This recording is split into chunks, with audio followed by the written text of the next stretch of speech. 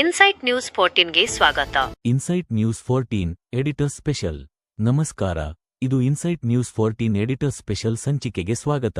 ಪ್ರಿಯ ವೀಕ್ಷಕರೇ, ಆಗುಹೋಗುಗಳ ನಿಖರ ಮಾಹಿತಿ ನೀಡುವ ನಮ್ಮ ಇನ್ಸೈಟ್ ನ್ಯೂಸ್ 14 ಯೂಟ್ಯೂಬ್ ಚಾನೆಲ್ ಅನ್ನು ನೀವು ಇನ್ನೂ ಸಬ್ಸ್ಕ್ರೈಬ್ ಮಾಡಿಲ್ಲವೇ?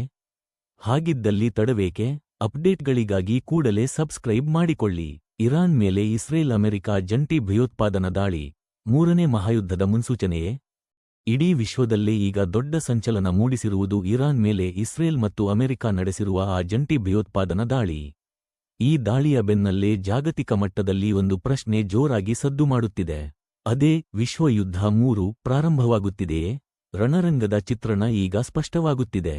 ಒಂದು ಕಡೆ ಇಸ್ರೇಲ್ ಮತ್ತು ಅಮೆರಿಕ ಜೊತೆಗೆ ಯುಎಇ, ಖತರ್ ಹಾಗೂ ಸೌದಿ ಅರೇಬಿಯಾದಂತಹ ಬಲಿಷ್ಠ ರಾಷ್ಟ್ರಗಳು ನಿಂತಿವೆ. ಇನ್ನೊಂದು ಕಡೆ ಇರಾನ್ ಬೆನ್ನಿಗೆ ರಷ್ಯಾ, ಚೀನಾ ಮತ್ತು ಉತ್ತರ ಕೊರಿಯಾದಂತಹ ರಾಷ್ಟ್ರಗಳು ಬೆಂಬಲ ಘೋಷಿಸಿವೆ. ಇಡೀ ಜಗತ್ತು ಎರಡು ಬಣಗಳಾಗಿ ವಿಭಾಗವಾಗಿರುವುದು ಸ್ಪಷ್ಟವಾಗಿ ಕಾಣುತ್ತಿದೆ. ಎಪ್ಸ್ಟೀನ್ ಫೈಲ್ಸ್ ಮತ್ತು ಈ ಮಹಾಯುದ್ಧದ ಕರಾಳ ಲಿಂಕ್.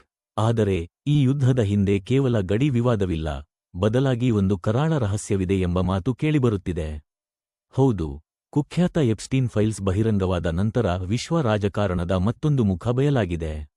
ಈ ಫೈಲ್ಸ್ನಲ್ಲಿ ಯಾರ ಹೆಸರುಗಳಿವೆಯೋ ಅವರೆಲ್ಲರೂ ಇಸ್ರೇಲ್ ಮತ್ತು ಅಮೆರಿಕ ಬಣದ ಬೆಂಬಲಕ್ಕೆ ನಿಂತಿದ್ದಾರೆ. ಯಾರ ಹೆಸರುಗಳು ಈ ಕಪ್ಪು ಪಟ್ಟಿಯಲ್ಲಿ ಇಲ್ಲವೋ ಅವರೆಲ್ಲರೂ ಇರಾನ್ ಪರವಾಗಿ ಧ್ವನಿ ಎತ್ತುತ್ತಿದ್ದಾರೆ.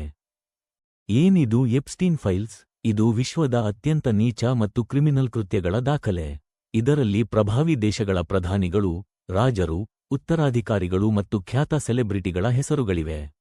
ಅಪ್ರಾಪ್ತ ಬಾಲಕಿಯರ ಮೇಲಿನ ಲೈಂಗಿಕ ಶೋಷಣೆ ಹಾಗೂ ಅಮಾನವೀಯ ಕೃತ್ಯಗಳ ಉಲ್ಲೇಖ ಈ ಫೈಲ್ನಲ್ಲಿದೆ ಎನ್ನಲಾಗುತ್ತಿದೆ. ಒಟ್ಟಾರೆ ಸಾರಾಂಶವೆಂದರೆ, ಈ ಬಾರಿಯ ಜಾಗತಿಕ ಸಂಘರ್ಷ ಕೇವಲ ದೇಶಗಳ ನಡುವಿನ ಯುದ್ಧವಲ್ಲ, ಇದು ಎಪ್ಸ್ಟೀನ್ ಫೈಲ್ಸ್ ಬೆಂಬಲಿಗರು ಮತ್ತು ಎಪ್ಸ್ಟೀನ್ ಫೈಲ್ಸ್ ವಿರುದ್ಧ ಇರುವವರ ನಡುವಿನ ಮಹಾಯುದ್ಧ ಎಂದು ವಿಶ್ಲೇಷಿಸಲಾಗುತ್ತಿದೆ.